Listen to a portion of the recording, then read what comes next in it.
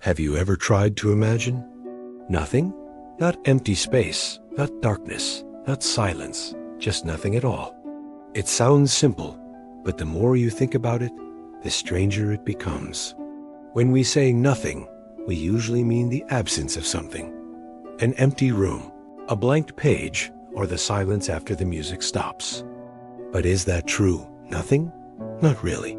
Even in a completely empty room, there's air, light, gravity, and invisible radiation passing through it. So maybe real nothing is harder to find than we think. Let's go to outer space. If anywhere should be truly empty, it's the vacuum between stars and galaxies. But even there, nothing isn't quite nothing. Space is full of stray particles, tiny bits of radiation, and mysterious dark energy. Quantum physics goes even further. It tells us that even a perfect vacuum isn't empty. It constantly boils with quantum fluctuations particles, popping in and out of existence for a fraction of a second. What looks like nothing is actually buzzing with activity at the smallest scales.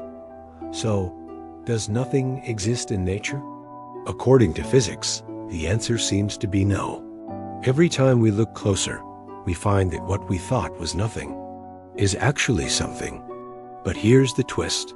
Philosophers argue that nothing is still a useful concept.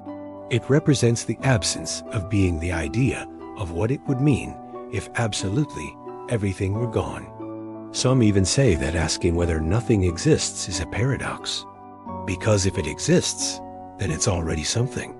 So perhaps the real answer is this: nothing only exists in our imagination.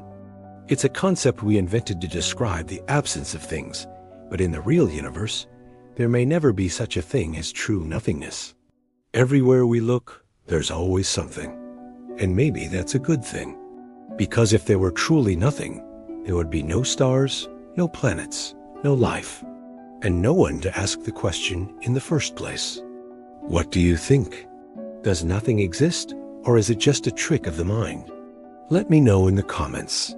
And if you enjoy exploring questions like this, don't forget to subscribe to The Curious Edge, where curiosity has no limits.